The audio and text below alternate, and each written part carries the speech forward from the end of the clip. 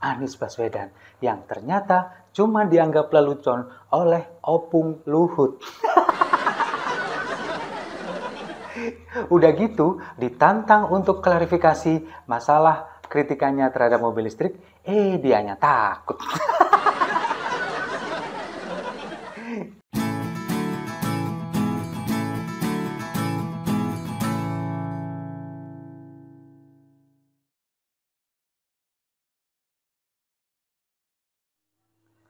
Salam damai untuk Indonesia, berjumpa lagi bersama saya, Pak Badimas.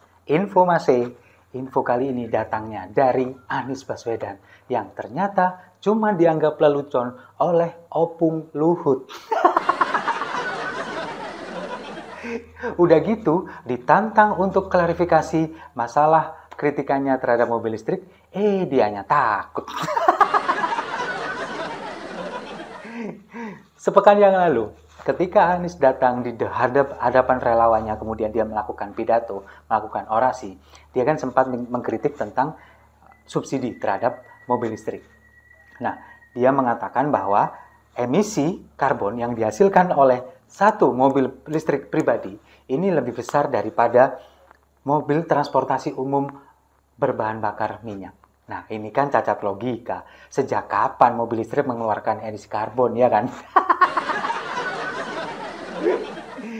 Nah, ini kemudian kan sama Opung Luhut kemudian di counter. Menteri Koordinator Bidang Maritim dan Investasi, Luhut Binsar Panjaitan, kan mengcounter ini. Dia mengatakan bahwa suruh ke sini, datang orangnya. Suruh datang ke saya, biar saya jelaskan bagaimana tentang mobil listrik ini. Ini kan kesepakatan dunia, kesepakatan internasional bahwa saat ini ada peralihan, terjadi transisi dari kendaraan berbahan bakar minyak yang tidak tergantikan ke kendaraan berbahan bakar yang tergantikan, energi yang tergantikan, yakni listrik. Ini kesepakatan internasional. Kalau misalkan ada orang yang kemudian membantah ini atau yang kemudian tidak setuju dengan ini, berarti dia tidak setuju dengan kesepakatan dunia internasional. Di mana-mana, di seluruh dunia, itu kan sekarang sudah bertransformasi kendaraan listrik. Nah, ini yang kemudian oleh Opung Luhut, siapa orangnya? Saya nggak tahu tuh, suruh datang ke sini katanya. Dan kemudian Anies Baswedan takut. Buktinya apa?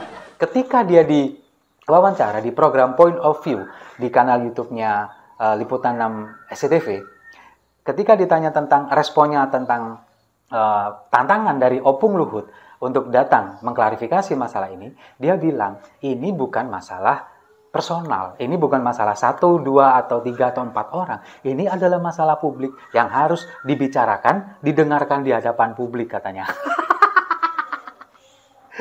Kalau memang ini masalah publik yang harus dibicarakan di publik, datang, debat terbuka, disiarkan di kanal YouTube atau di stasiun TV.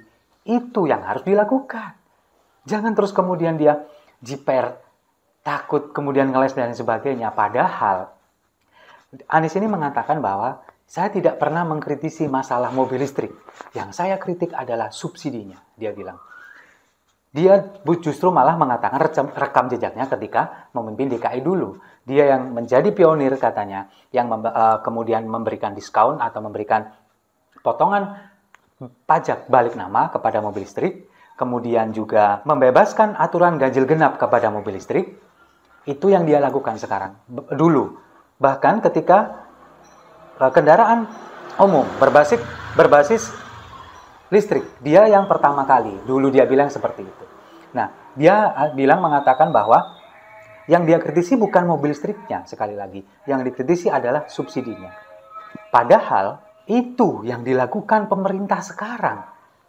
Memberikan subsidi kepada pajak pembelian atau balik nama kepada mobil listrik.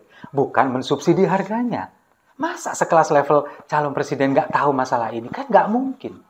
Jadi cuman hanya ingin menyerang pemerintah, mengkritisi pemerintah, tapi datanya amburadul. Itu yang terjadi. Nah, kemudian kenapa saya mengatakan bahwa Anies ini hanya dianggap sebagai lelucon oleh Opung Luhut?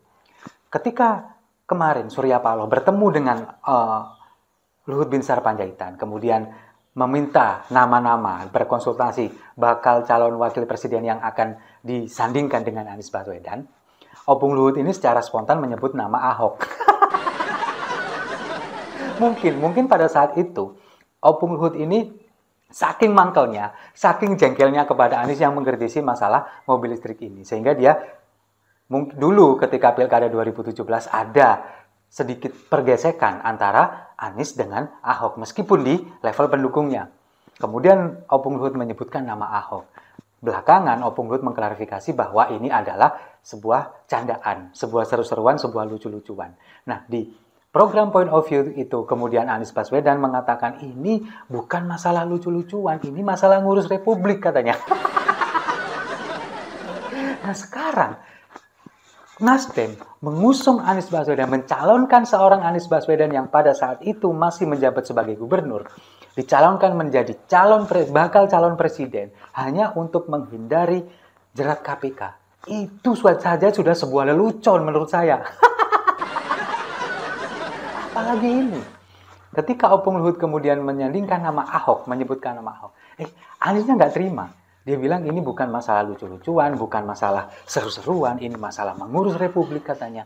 Nah sekarang mengurus republik yang mana? Ngurus Jakarta aja nggak beres, mau ngurus republik.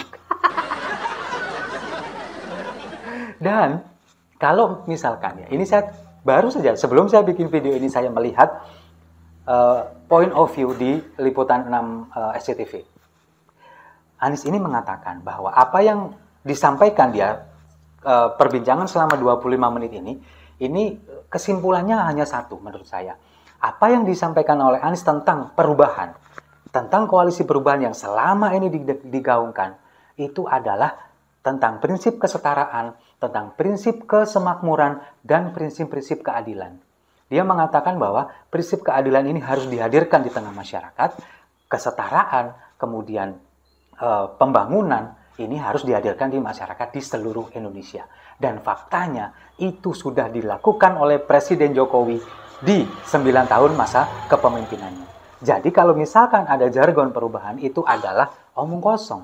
Karena apa yang diomongkan oleh Anies ini sudah dilakukan oleh Presiden Jokowi. Bahkan melampaui ekspektasi kita semua. Buktinya, kita lihat Labuan Bajo kemarin. Menjadi tuan rumah KTT ASEAN. Bagaimana kita yang selama 10 atau 5 tahun belakangan ini tidak pernah membayangkan Labuan Bajo bisa seperti itu. Tapi kita melihat di media sosial, melihat di pemberitaan di televisi, seperti bukan di Indonesia. Luar biasanya Labuan Bajo sekarang. Itu yang dilakukan oleh Presiden Jokowi, itu baru Labuan Bajo. Belum di Papua, coba kita lihat. Di beberapa wilayah memang meskipun belum semuanya, secara merata, memang nggak akan mungkin waktu 10 tahun ini bisa meratakan itu semua. Makanya kita mencari penerus Presiden Jokowi, bukan pengganti. Itu yang kemudian selalu diomongkan oleh Anies adalah prinsip keadilan, prinsip kesetaraan, yang jauh sebelum Anies ngomong ini sudah dilakukan oleh Presiden Jokowi. Kita juga bisa melihat hasilnya. Bagaimana ketika di Papua, dulu harga BBM 1 liter bisa 60.000 sampai 100.000 rupiah. Sekarang karena pembangunan infrastruktur yang begitu masif, kemudian distribusinya juga bagus, harganya bisa setara, sama dengan yang ada di Pulau Jawa. Itu yang terjadi. Nah, kemudian Anies ini mengatakan, ketika ditanya apa sebetulnya prinsip tentang perubahan ini. Jadi, satu-satunya perubahan yang digaungkan oleh Anies Baswedan ini adalah ketika nanti tahun 2024, siapapun presidennya pasti ganti, bukan Presiden Jokowi lagi. Dan itu yang dia bilang adalah perubahan. Jadi kalau selama ini banyak yang bertanya-tanya sebetulnya apa sih? Anies ini nggak punya visi, nggak punya misi, cuma jualan rekam jejak. Kemudian dia mengatakan perubahan dan lain sebagainya. Kita nggak tahu perubahan apa yang akan diusungnya, perubahan apa yang akan dikatakan oleh dia, yang akan dilakukan nanti ke depannya. Cuman satu, 2024 ganti presiden. Cuman itu aja. Dan itu semuanya kita tahu.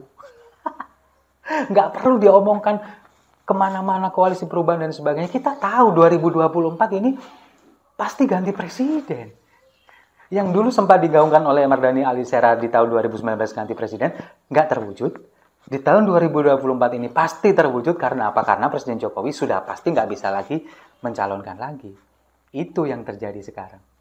Kemudian ada satu poin yang ingin saya tangkap dan ingin saya sampaikan kepada pemirsa ketika saya melihat point of view itu tadi. Bahwa Anies ini mengatakan, saya lebih memperhatikan apa yang akan dicatat sejarah. Sejarah mencatat 5 atau 10 tahun mendatang, daripada saya memperdulikan apa yang diomongkan oleh haters saya saat ini. Seperti yang dia katakan ketika dia menjabat menjadi gubernur DKI 5 tahun belakangan. Nah, sejarah sekarang mencatat bahwa saya melakukan apa di DKI pada waktu itu. Nah, itu yang akan dia lakukan sekarang. Dia nggak mau mempedulikan apapun yang diomongkan orang. Dia hanya ingin mencatatkan sejarah. 5 atau 10 tahun mendatang, sejarah mencatatkan namanya.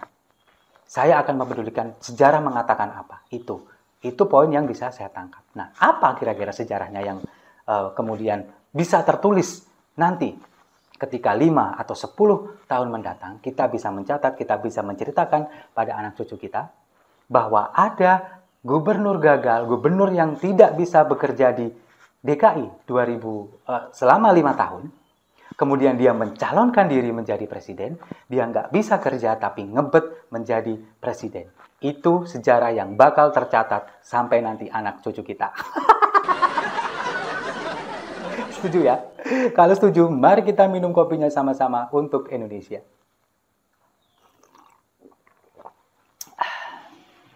Saya rasa itu. Terima kasih sudah menyimak. Jangan lupa like, komen, dan subscribe. Sampai jumpa di video-video saya selanjutnya. Salam damai untuk Indonesia.